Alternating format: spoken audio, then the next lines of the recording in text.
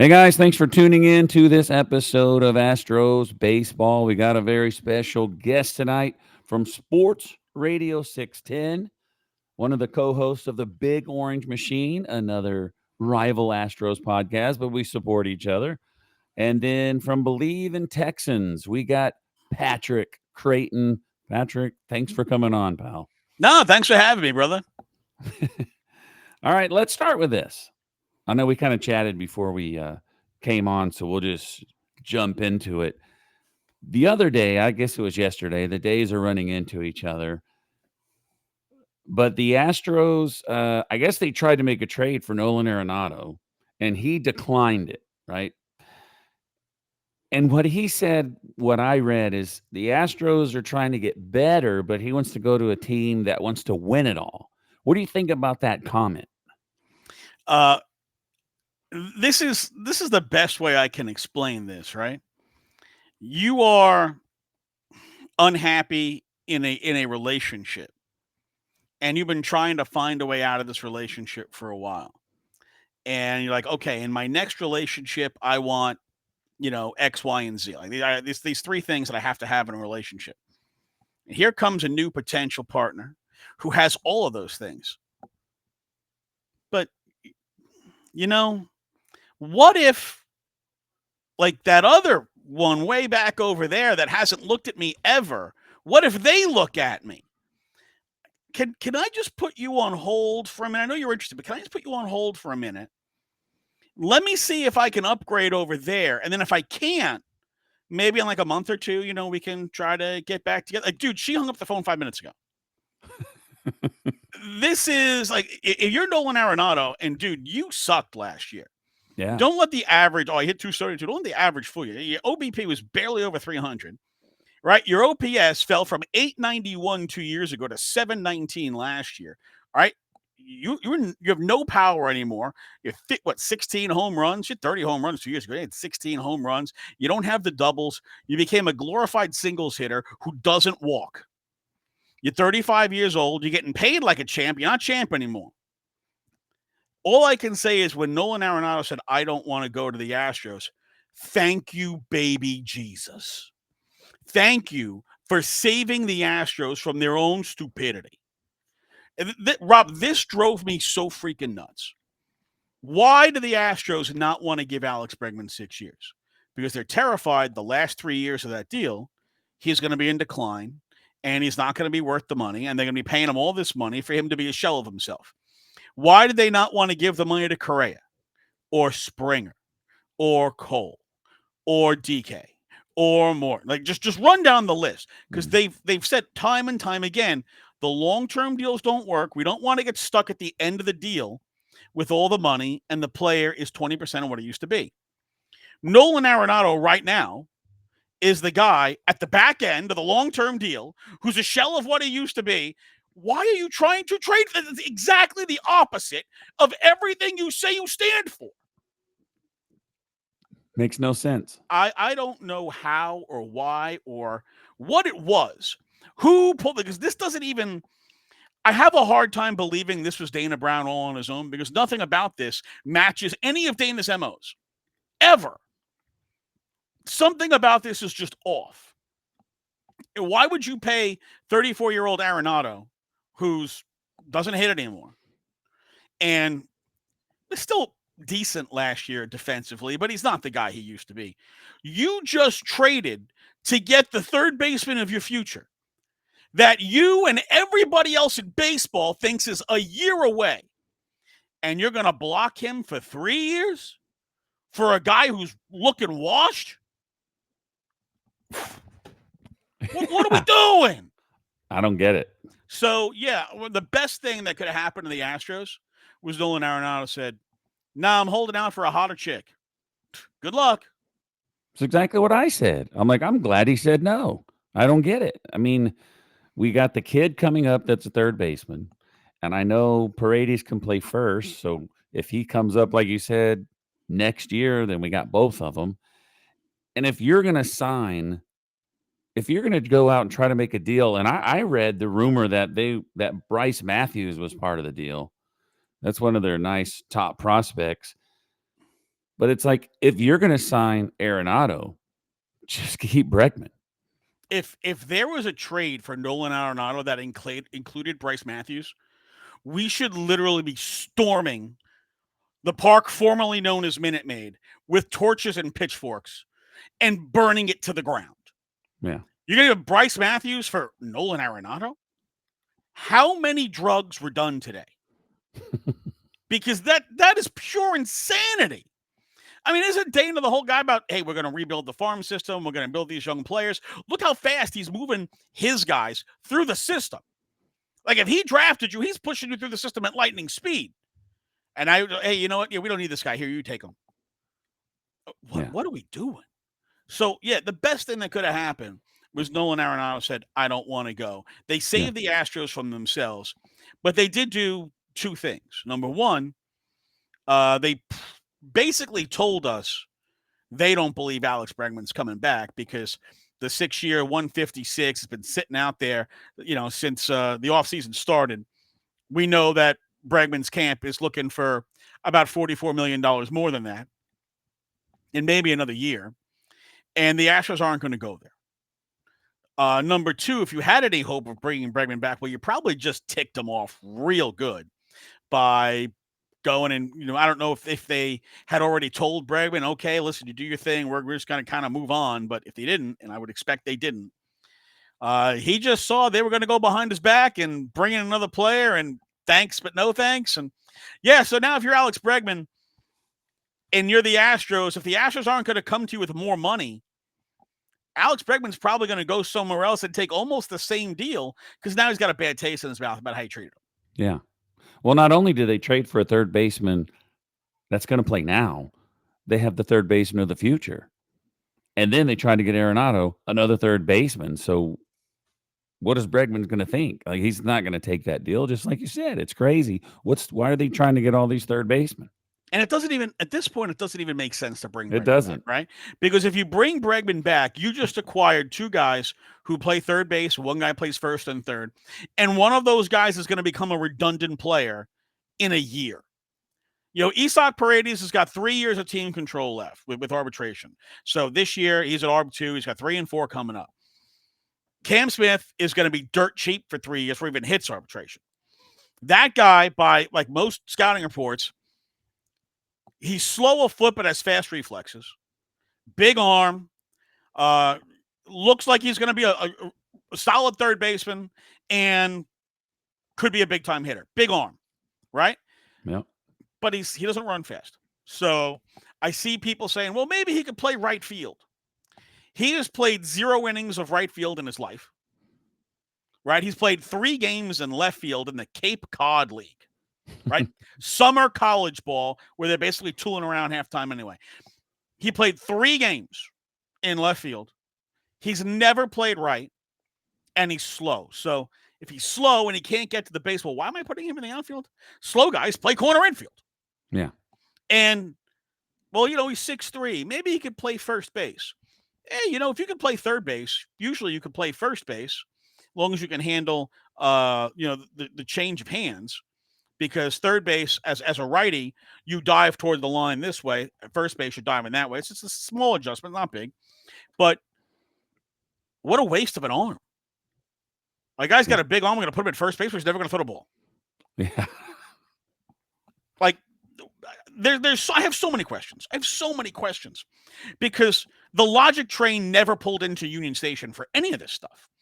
And I don't understand what the thought process was, because the whole purpose of getting Cam Smith, top 75 prospect, already the number 1 prospect in your system, he hasn't played an inning for you, is, hey, this guy's our third base of the future. Isaac Paredes, he can play first base. He can play third for a year, then we could kick him over.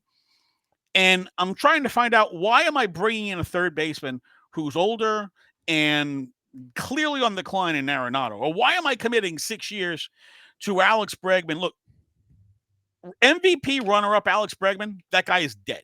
He no longer exists. Yeah. All right.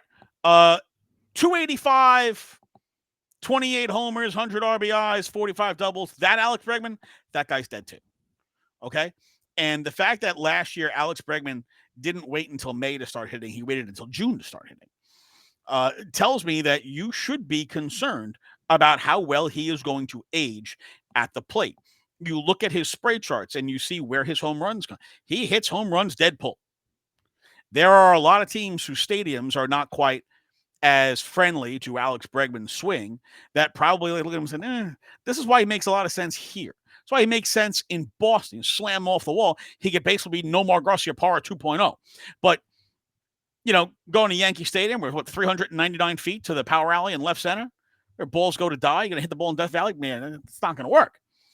And other teams are looking at it. Like, right, if him to go to Baltimore, Baltimore move those fences out, that's a tough place to hit home runs, Camden Yards. So I don't know that that's where you want to go. Or the team that looks at the way his offensive skill set and his spray chart goes and says, okay, this guy's a dead pull hitter with his power, but he's not going to be able to put it out here as often. Are we going to pay $30+ million a year for a guy who's going to hit 18 home runs for us? If you're hitting 18 home runs, you better be hitting 315. And, 240 ain't going to cut it. Yeah. I get it. He was a Gold Glove winner last year. He played great defense. But that doesn't change the fact you get paid to play offense. You get paid to hit. And, I don't know that Alex Bregman is ever going to be the consistent hitter that he once upon a time was. And if you're telling me that for 6 months of the year, Alex Bregman's going to hit 250, but he'll hit the playoffs. I got to get there. Yeah. If you're hitting 250 and you got a 320 on base, you're not a $35 million a year player. You're not a $30 million a year player. You're certainly not a 6-7 year contract player. No. So there's a lot of things that you look at this and you say, well, what are they doing? I thought that they made a really good trade with Kyle Tucker. Right? You knew they were going to pay Kyle Tucker. They weren't going to pay him. They had to trade him. They were not going to pay him. And the reality is they let, Keuchel and Cole and Morton and Springer and Correa, they let all these guys just play out their contracts and walk because they believed they were legitimate World Series contenders. And they were. Right? They went to 7 straight ALCS. They went to 4 World Series. They won 2 of them, should have won 3 of them. And okay, so I understand why you held on to those guys because you were fighting for a ring. You're not that team right now. You might be able to compete in a really weak AL West, whether for a division title or, maybe you can compete for a wild card because, 87 wins probably gets you to a wild card. Maybe if things are going right and you guys don't get obliterated with injuries to the starting rotation again, you probably get to like 87, 88 wins and be there in the division and maybe have a shot at a wild card. But you're not the World Series contender that you've been the previous 7 years. You're not that team anymore. So it doesn't make sense to hold them and let them walk so you could get a sandwich pick after the 4th round. Yeah. So I thought they did the right thing by maximizing the value in Kyle Tucker. And I thought that seeing what happened with Juan Soto and the Yankees, how much the Yankees gave up for Juan Soto, and then whether they kept him or not, the obscene price that it was going to cost to win the auction for Juan Soto, I thought that hurt the Astros in their leverage. Because not that Kyle Tucker is going to get $765 million, but Kyle Tucker is probably going to the market looking for 8 to 10 years. Yeah. And looking for $35-40 million a year. And now Kyle Tucker, it's not crazy to think that if Soto can get $765, maybe Kyle Tucker can get $350 to $400 million. Yeah. And the Astros are never writing that contract. So they needed to get his value. They got a solid everyday player in Isak Paredes. They got a top 75 prospect, third baseman with pop in that deal. And they got an arm that they think they can turn into a starter because he's got 4 pitches and he has the stamina to be able to start. And reality is the Astros find ways to get the most out of pitchers. So I'm going to wait and see how they do with Hayden and see how well that works out because they got a track record of taking guys who struggle and turning them into good pitchers. And this is year. They did what you said, Kikuchi, in a deal where people were losing their minds. And the day that deal happened, they said, listen, this guy gets swings and misses. The Astros will figure out how to make him more efficient and more effective because that's what they do. Yeah. And it's exactly what they did. And he turned it into 3 years and $60 million. So good for him. Yeah.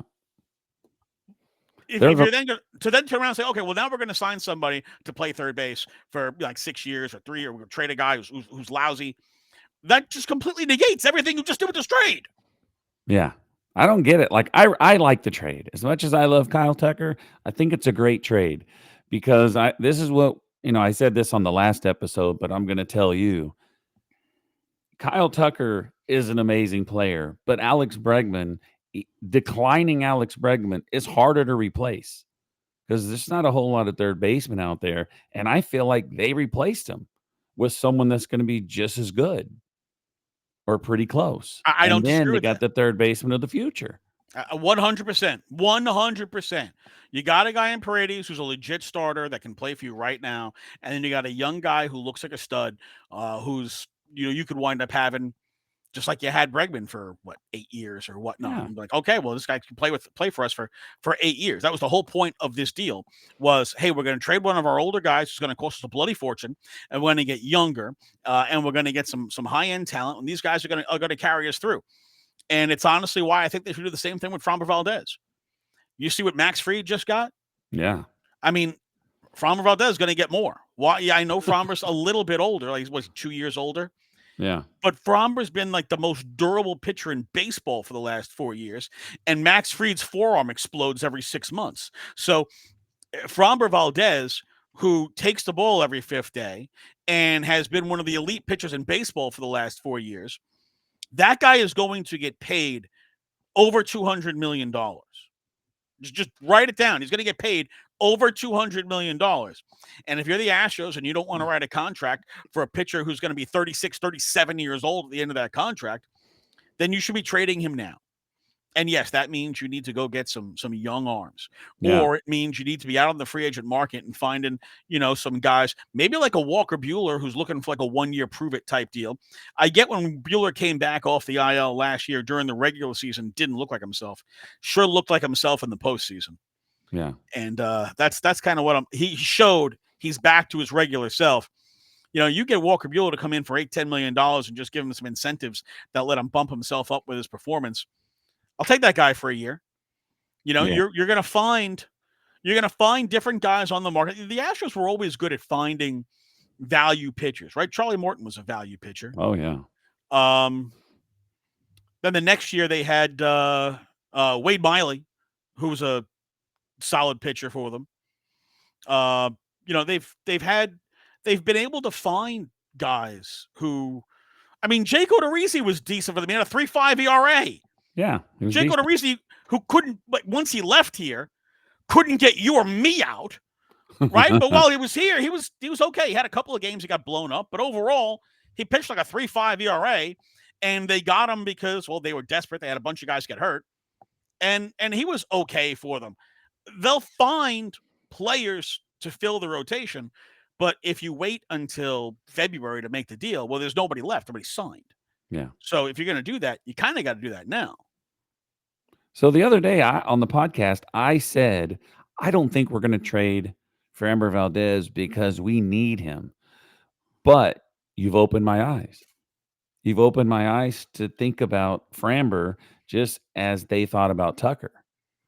Because they said, we're open to trading both of them. You don't want to lose Framber for the year, but you're not going to be able to afford him when it's over. And your formula for winning was being young and having people like Cam Smith come up through the system and be good and be cheap. So you've talked me into it. Yeah, wasn't that was Jim Creighton's thing, right? I'll spend money when the time is right. Well, in 2017, they started spending money, right? They brought in Carlos Beltran. You had Josh Reddick. They went and supplemented some free agents around the young core of the team. And look, if you said to me, you're allowed to sign one guy, Bregman, Tucker, or Framber, I'd sign Framber because the starting pitching is the hardest thing to fill in Major League Baseball. He's durable. He's one of the best pitchers in the game. If I was going to only get one, that's the guy I'd go with. I can get an outfielder. I can get a third baseman. Are they going to be as good as the guys I had?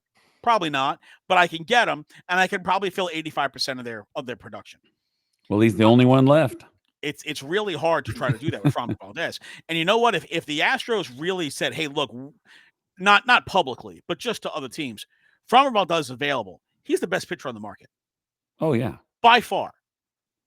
And like if there would be a bidding war for Framber Valdez, who's going to make what maybe $18 million in his last year of arbitration this year, to get a guy who's a $30+ million pitcher at $18 million for a year, and then have a 1-year exclusive negotiating window where you could look to re-sign him.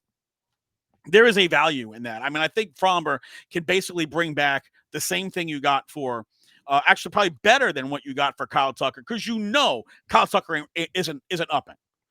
Kyle Tucker's going to free agency come hell or high water. You are not re-signing him. You might be able to sign Framber Valdez.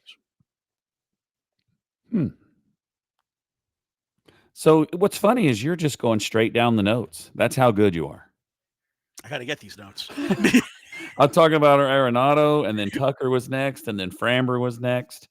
But the huge question I have, not for you, but for the Astros, and you already asked it, who wanted to get Arenado? Whose idea was this? I don't see one Astro fan online saying, "Oh man, we missed out on that guy."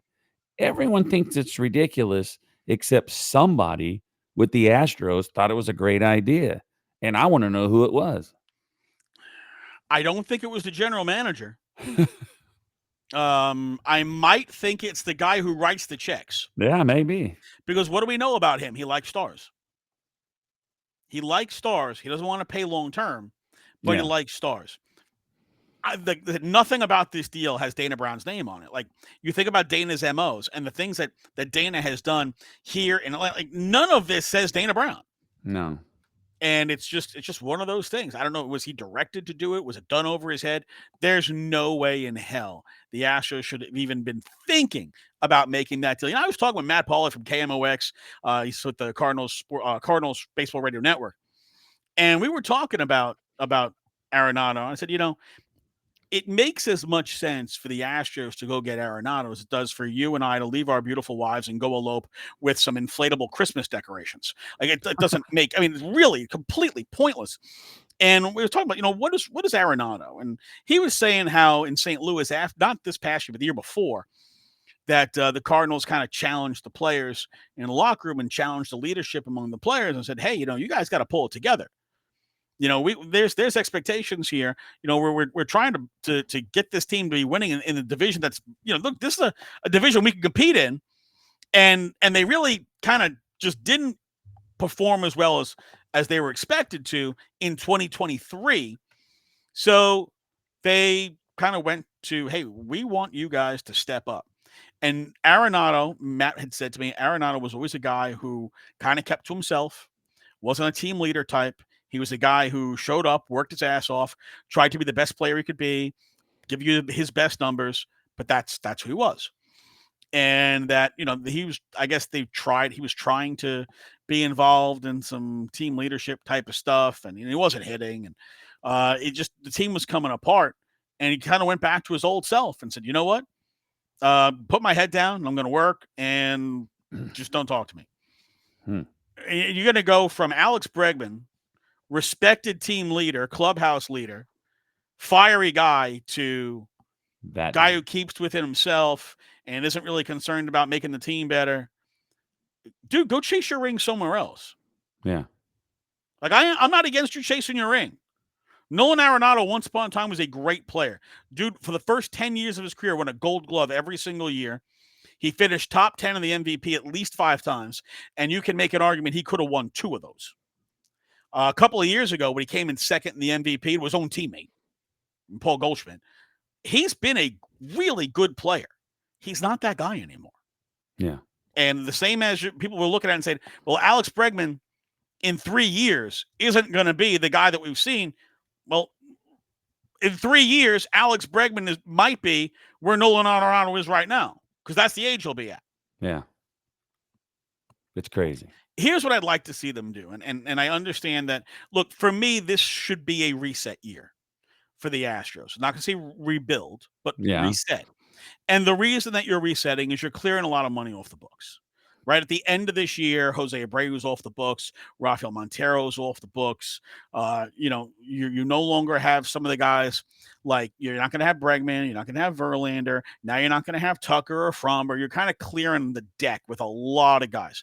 Yeah. But you still have a lot of injury questions in the rotation. Louis Garcia, Lance McCullers Jr., Christian Javier.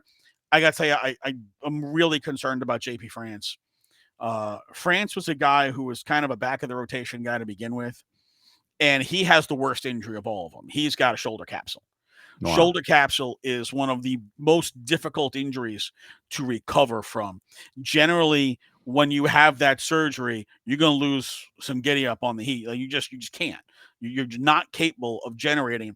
Shoulder capsule surgery essentially derailed the careers of Johan Santana, of Chen-Ming Wang, guys who were, Johan Santana, Hall of Fame pitcher. Chen-Ming Wang was a terrific pitcher until he tore his shoulder capsule. I am concerned that JP might not make it back. And you think about the fact that they knew he had the injury in spring training. Really? And they pitched him through it. And they pushed him. In the beginning of the year, they pushed him again until he was so bad they couldn't pitch him anymore. And they sent him down to the minor leagues, where I think he made one start and then essentially was on the IL. And then they didn't let him have the surgery. They didn't announce what was going on. He didn't have the surgery till like July. Like, what the hell were they doing with JP?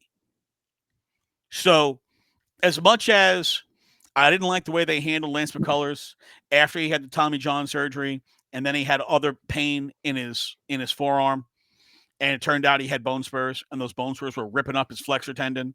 And instead of having him get the surgery right away, rest, rehab, setback.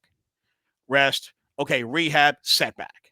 Like, you knew what was going on there, and you let the thing tear his flexor tendon up, and that takes longer to come back from than Tommy John. So, I mean, it's great to see Lance throwing the ball. You see him throwing off the syndicated mound indoors. And, I really love to see Lance finally get back on the mound. He's chomping at the bit. He's a competitor. He wants to pitch. But I feel like they did wrong by him in the way they handled his injury. I feel like they did wrong by JP. And, you're going to have, if Garcia comes back, still going to have an innings limit, right? If McCullers comes back, still got a workload limit. If Javier comes back, in July or, after the All-Star break, you still got to watch his workload. So there's a lot this year going on with the Astros where, to me, I feel like they should take advantage of this reset year. Yeah. Get out from the tax penalties and see what you have in some of these young guys. All right. You got players like Pedro Leon, your Zach DeZenzos, your Shea Whitcombs. You got to find out, can these guys play at the major league level, or are they 4A players? Yeah. And you're only going to find that out if you play them. You know what I know right now? Jake Myers is a 4A player. Jake Myers can hit a AAA. He can't hit a beach ball with the fat bat. Remember the red fat bat? He can't hit a beach ball with that at the major league level. He can go run the ball down. That's great. You could go play center field for Tampa Bay because they don't care if you hit. All right, but in Houston, we care if you hit. And here you can't not hit for 5 freaking months. Yeah. I've seen everything I need to see from Jake Myers, right? This is 3 years of this. So, can Chaz bounce back? Maybe. Chaz at least has a history of showing he can hit. So, but if he doesn't hit this year, he's not going to be back next year. Yeah. You need to find out, hey, can Pedro Leon play at this level? Because that's the guy who's a natural center fielder. He can go run it down. He's got a cannon for an arm. He's got power. He's got speed. If he keeps his head on straight, can he be a player? He's done everything you can ask him at the AAA level. So is Shea Whitcomb. There's nothing left for him to prove at AAA. Either these guys can play at the major league level or they can't. Use this year to find out. What I'd like to, and if you're not going to use this year to find out, then you need 2 outfielders who can hit. You need 2 outfielders who can hit, because that whole when Dana Brown said, well, we're going to have Chaz in right, and Chaz can't throw, and we're going to have Jake Myers in center, and he can't throw and he can't hit, and maybe we'll have Dubon and somebody else rotating in left field. Dude, that's like not only is that the worst outfield in baseball, that might be the worst outfield of the last 30 years. I mean, I'm going back to like when the Mets had Timo Perez and Jay Payton and Benny Agbayani and thinking, God, they're worse than the Mets. Like you can't go into the and I feel like Dana's being coy about what he wants to do because I feel like Dana knows he's going to take some heat for the Tucker trade. You can't spend a year saying, "No, we're bringing Kyle Tucker back. Kyle Tucker's coming back. We're bringing him back," Yeah. and then that doesn't happen. And now, we're bringing Alex Bregman back. Alex Bregman's too important to this team. He's our leader. We're bringing him back, and now Astro he's for not life. coming. Now he's not coming back. Yeah. So Dana knows he's going to feel it from the fans. If he turns around and he says, "No, we're going to go get this guy, that guy," and then that doesn't happen, right? There's going to be for sale signs in his front yard. Yeah. So I feel like he knows he needs to kind of tone it back a little bit with the bravado and the braggadocio with we're gonna you need to pipe it down. Yeah. Go get your job done. He hasn't done a bad job. He's done a good job, but he just needs to not tell you about I'm gonna do all these great things, dude. Just shut up and do it. Yeah. So from that point of view, I do think there's at least one move for the Astros to make a move in the outfield. For 1 year, I'd actually be okay with them using Yiner and Caratini and splitting catcher and first base between them. Where those two guys will just share those two positions. You have Cesar Salazar act as your de facto backup catcher. Yeah. And this way, Exactly. Yiner can catch a game or two and then play first base for 2 days. So that you're not getting beat up behind the plate all the time. You have a couple of games where you can get out from behind the tools of ignorance and not take all those foul balls. And that would hopefully allow you to not have to sit Yiner as many days as you did. And it lets you get him at bats without eating up the DH spot. I don't have to put Jordan in left field to give Yiner a day off. Yeah. And I'm only going to do it for 1 year. Right after that, I'm expecting Cam Smith's going to be up. Isak can play first base. And now when I go into 26, I've got my first baseman. I got my young star third baseman coming up. I got $100 million Yeah. to go play in free agency. The thing you said about getting Cesar Salazar, I actually said that last year because we had one of the weakest lineups we've ever had. Usually it's 1 through 8 and Martin Maldonado. There's just one hole, but 1 through 8 is tough. But this year it wasn't like that. But Caratini was hitting. Caratini would come up clutch. And that's what I was saying. Let one of them can DH, one of them can play first, and Cesar Salazar can catch because we need all of their bats. But when Jordan was out, absolutely, Jordan was out. You're going to have Yiner DH, and you could have had Caratini play first, and Cesar Salazar could have caught. Yeah. Salazar is a better player than people think. He's a very underrated player. I know he doesn't hit for a ton of power, but he did really good last year. He makes solid contact. Yeah. He's got good speed. Catchers don't usually run as well as he does. And he can get the ball down the lines. Like, he can get you some doubles. I think he's an underrated player. I think people think of him as, he's just a minor leaguer. I think Cesar Salazar is that's a guy who can play at the major league level. Yeah. And if I can do that for 1 year where I'm trading off Caratini and Diaz, I've filled up 2 positions with guys I already have. I've saved myself money. Go get some outfield help. Yeah. Teoscar Hernandez is looking for 3 years and roughly $22 million a year. You can write that deal. Oh, yeah. Put him in right field. Yeah. I'm a little more nervous about giving 5 years to Anthony Santander because the strikeout rate, the swing and miss rate, the low, he's low on base, low average, low on base guy. He's got a ton of homers, but he was all coming off a career high in homers. Never pay a guy coming off a career high in homers. The only way he's going is down. Yeah. The only way he's going is down. So, I don't want to pay a guy, you hit 44 homers, I got to pay you 30. No, and no. But if he's willing to take a more realistic deal, one of those guys can play left, one of those guys can play right. Yeah. And now I only have to fill center. So either it's Chaz or it's Pedro Leon. I do not want to see Jake Myers. Do not put frickin' Jake Myers on a damn outfield. I love him as a defensive player. Absolutely love the guy as a defensive player. He can run down absolutely anything. But, man, you and I might as well get up there and hit. We got just as good a chance as Jake does to get a hit. So, you put two guys in the outfield, get a guy in center field who can hopefully hit and play defense like Chaz or Pedro Leon. Find out. I mean, really, you find out if Chaz can, find the bat or Leon can be a major leaguer. And you filled your corner infielders because Yiner's going to be better at first base than anything you've had for 4 years. Paredes playing third. You already know you got your middle infield set. That offense now all of a sudden looks like an offense again. Yeah. And you didn't pay a lot of money. Yeah. I saw someone post what the starting lineup would look like, and they had Dubon, Jake Myers, and Chaz in the outfield, and I'm like, this is horrible. They're going to have to do something. So that's something I wrote. You think the Astros need to upgrade at first or outfield more? I say outfield big time. That's an outfield reminiscent of like the Mets right after Fred Wilpon got burned by the Ponzi scheme. Right after Bernie Madoff damn near bankrupt the Wilpons.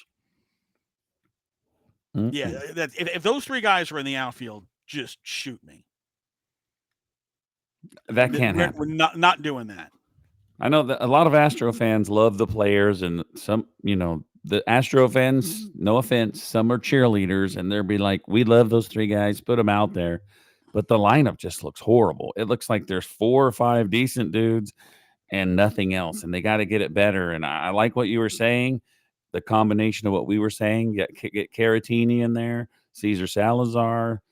I mean, you're adding 3 bats to something that looks worse. I want Teoscar Hernandez. I loved him back when he was with us, and I never wanted to, but we were pretty stacked in the outfield at that time. But I mean, think about this, right? When you talk about those guys in the outfield.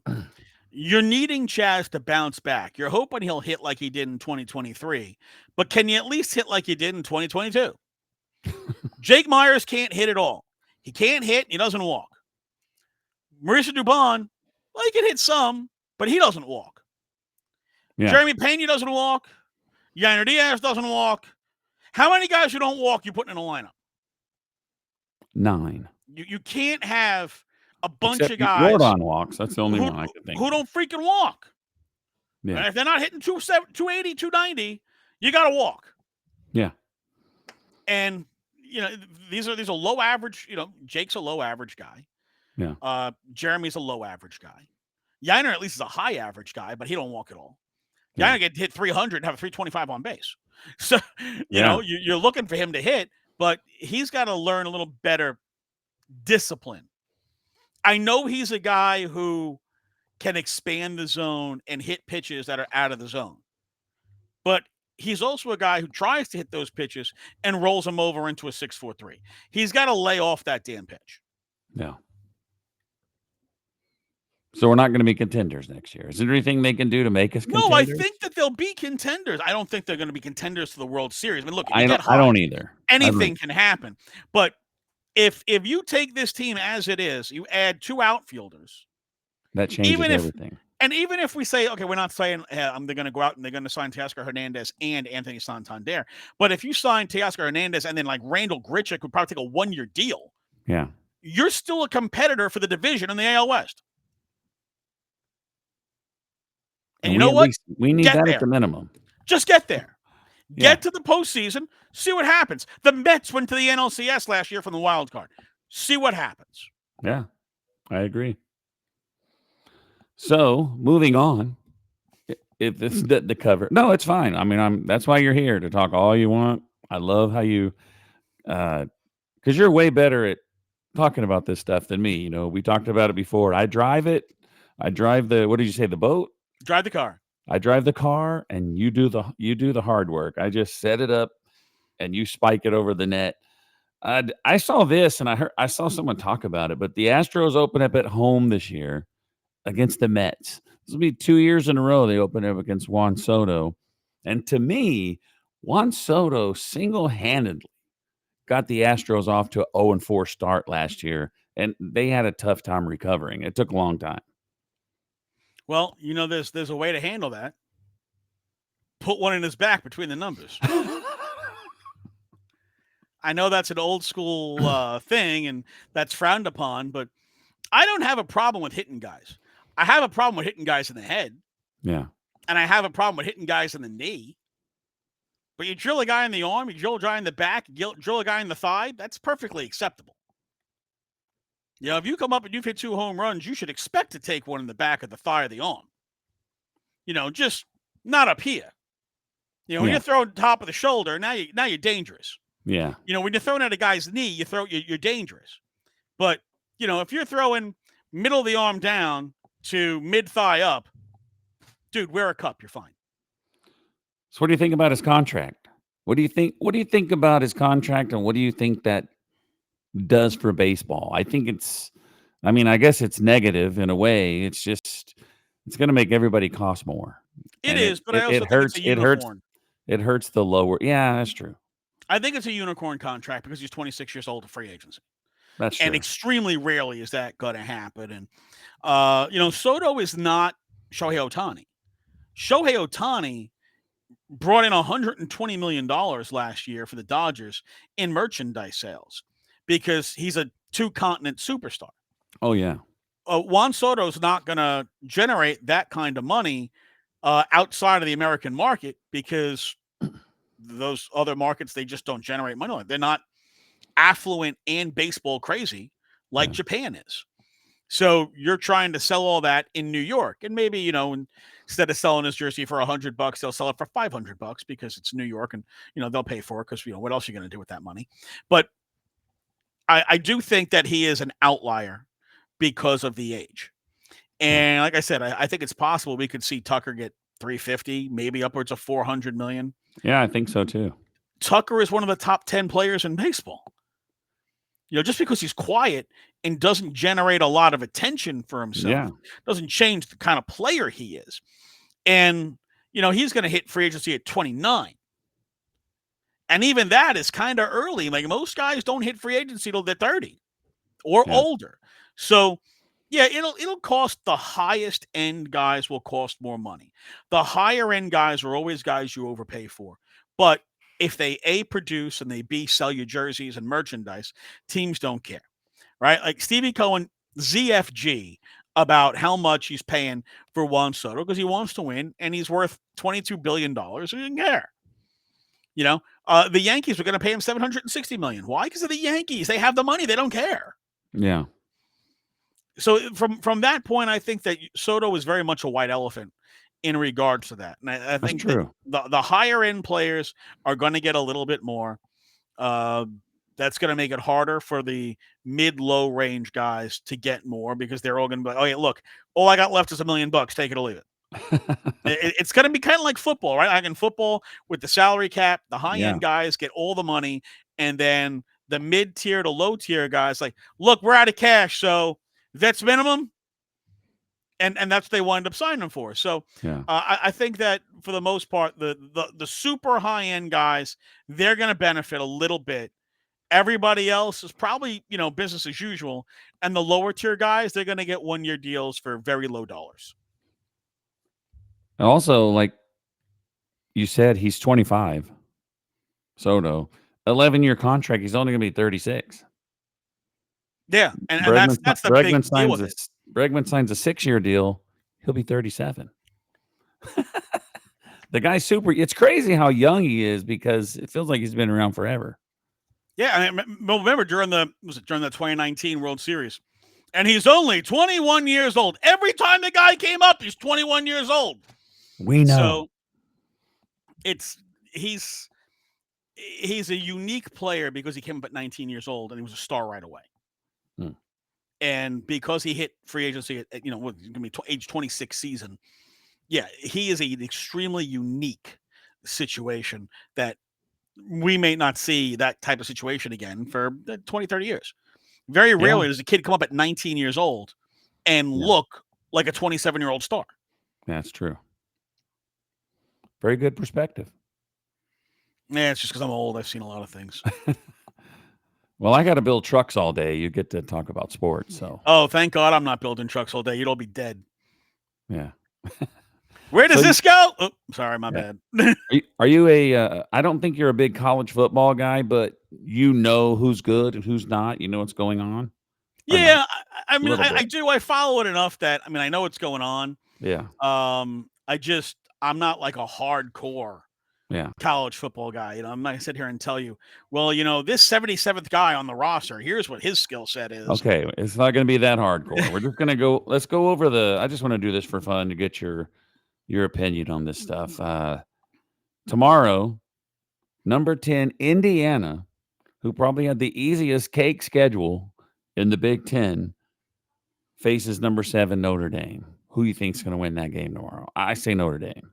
I'd say Notre Dame also. I think Indiana. Look, it'd be amazing if Indiana won, right? Because they haven't It had the would be. trial by fire, and this is very much trial by fire for Indiana. They're actually gonna have to play somebody.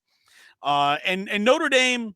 Look, Notre Dame's a really good team, but they're still Notre Dame, and there's always that chance that they just, I don't know, they just don't bring it that day. It happens every now and then with Notre Dame. But being that, first year with the expanded college football playoff, they should be amped and ready to go. Notre Dame hasn't been to the postseason like this in college football in a long time.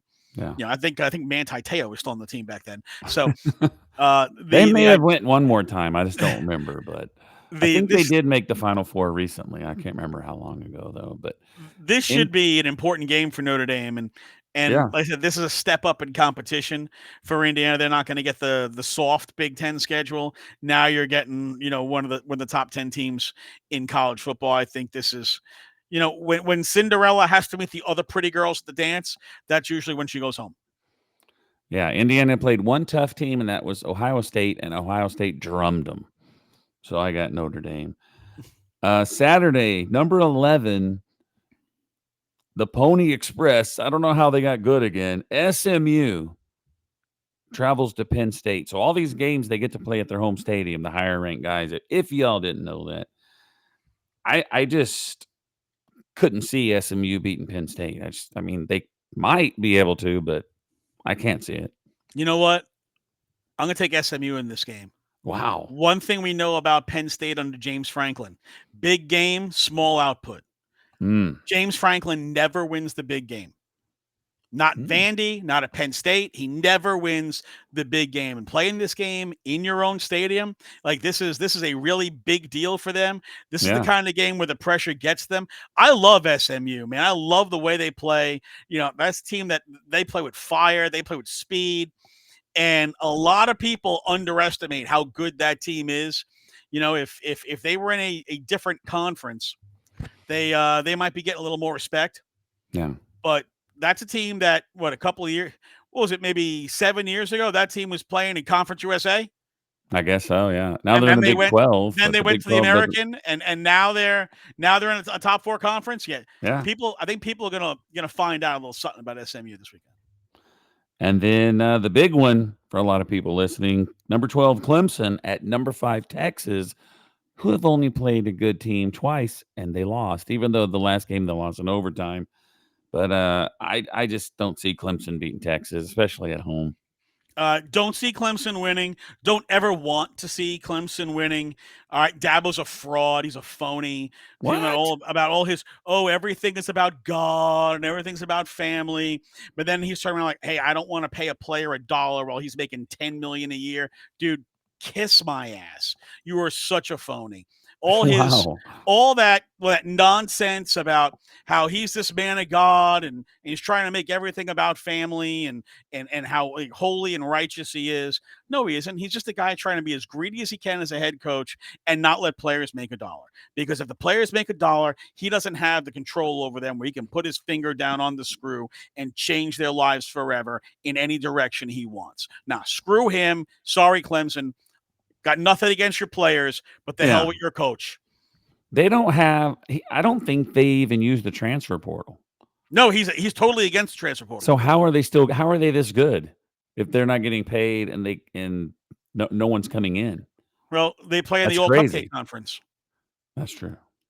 That's true. I mean, and the ACC really is the All Cupcake Conference. I mean, that conference is so weak. All right, this is a pretty good matchup here. Number 9 Tennessee from the SEC versus number 8 Ohio State. Which Ryan Ohio Day's State's coaching one for of his the job. huh? Ryan Day's coaching for his job. I Yep. really believe that Ryan Day is coaching for his job at Ohio State. Yeah. You can't lose to Michigan. especially in a year where you're a top 5 team and they're not ranked and they've been sanctioned and you lose to Michigan. Oh, no, no, no, no, no. That's how Right. you come home to find for sale signs in your yard. All right. You cannot then go into the first round of the playoffs and then lose. Ryan Day needs this win in the absolute worst way. That team should be playing desperate. So I'm going to take Ohio State. Wow. I'm gonna take Tennessee. Trying to That's get a it. man fired, Rob. Trying to get a man fired. Think Hey, about his family at holiday time. Think no, about no, his family. no, no, no. And the other 4 teams with a bye is Boise State. A lot of people are upset with the rankings. I like it. I don't care. Arizona State also gets a bye, and then Oregon and Georgia, which are 2 of the best teams. I think Tennessee, Ohio State, and Texas, and maybe Penn State is probably the other best teams. But I'm excited about this 12-team playoff. Some people don't like it. Oh, we just want the 2 best teams. You didn't say that when we had only 2 teams, so I like it. Yeah, when it was the 2 best teams. Well, there should be 4. Where's 4 number? We best got teams. Well, there should screwed. be 12. 12 best teams. Well, there should only be 4. Yeah, I don't It get it. just never happened. So let me get this straight. You'd rather see like less good college football and more like garbage matchups and bowl games nobody cares about. Nobody cares about the bowl games anymore. When I Unless was it's a the Rose kid, Bowl. No, we don't care. I don't know how old you are, but I'm 53. And when I was growing up, the bowl games were important and they were a big deal. The bowl games also used to host the championship games. Yeah. And they used to rotate it around between the Peach Bowl and the Orange Bowl, and the Rose Bowl, and the Sugar Bowl. Yeah. That was when they got the BCS, but before that, they didn't. You'd have the number 1 team in the Orange Bowl, the number 2 team in the Sugar Bowl, and then they voted for one of them. They wouldn't even play each other in the old days.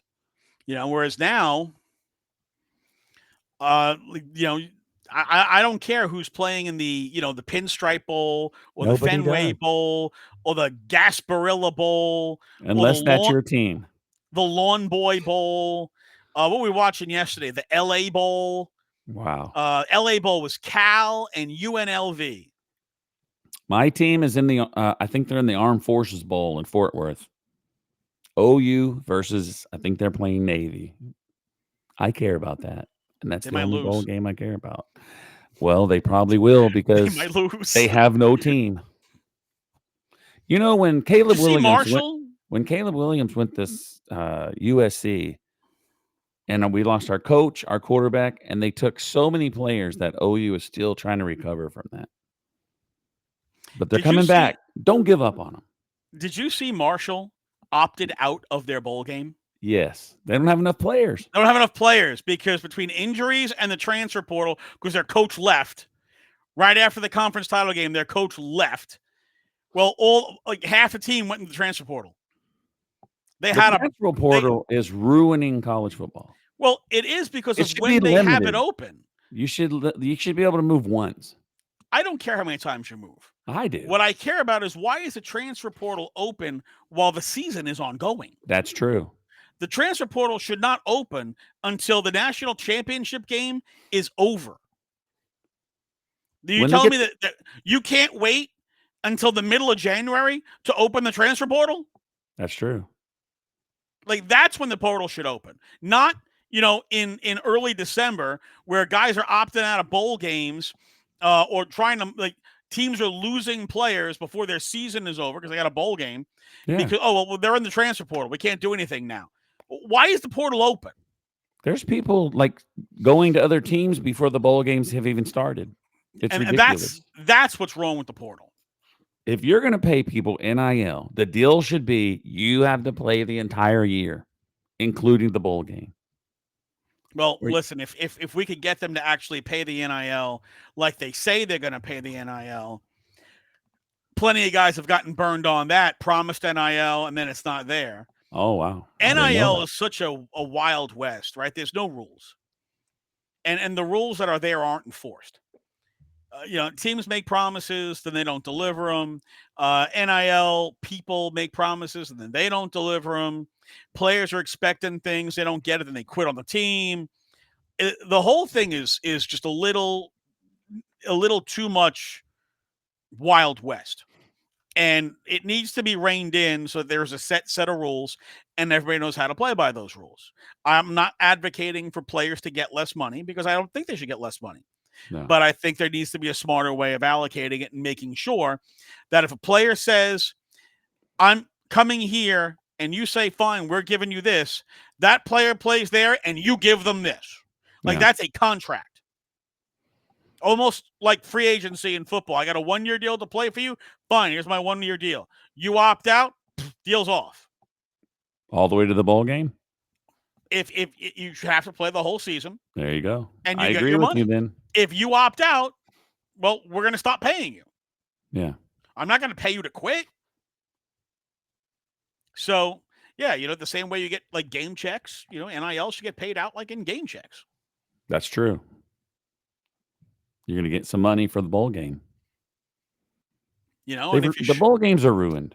The playoffs are not helping, but the thing about it is if your team doesn't have a chance to win it all, the good players opt out. Yeah, they're protecting their draft stock. Yeah. But if you're getting NIL money, that NIL money might be pretty good. Maybe you'll play in the bowl game because, hey, I'm getting a good chunk of change to play in that bowl game. And then maybe I'll do something smart, like take out insurance that if I get hurt, I will get paid. It's true. But you got to think forward. I got a text. So you got anything you want to add? We're already 56 minutes into it. I don't want to take too much more of your time, even though this is awesome talking to you. Got anything else you want to add about anything you want to add? Texans, whatever. It doesn't matter. You know what? What I'm looking forward to most this weekend is having 2 screens up, one with the Texans and the Chiefs, and one with Usyk Fury 2. Can't wait to watch that fight. That is going to be a tremendous, tremendous fight. Big boxing guy, MMA, combat sports, and I'm really looking forward to Usyk Fury 2 on Saturday. It's going to be on. It's going to be on early because they're fighting in Riyadh. So that's a fight you're going to want to watch. All right. I don't know if I'm going to watch it. Not a huge fight guy, but I'll watch it. Okay, I'll try to watch it. Watch it. How early? Early enough that come home from night shift and watch the World Cup early. No, not like that. But it's probably going to be going on during the Texans game. So. Oh, all right, Patrick. I appreciate you coming on. Find a stream. Find one of those to watch it. Oh, I got it. I don't pay for TV. I'm good. There you go. But anyway, I do appreciate you coming on. It's fun as always. If you ever want to come back, let me know because I would love to have you back. Appreciate you, brother. Thank you. And Merry Christmas. Happy New Year. Merry Christmas to everyone out there. From Patrick and myself, thanks for tuning in, folks. And we'll see you next time, or I'll see you next time on Astros Baseball.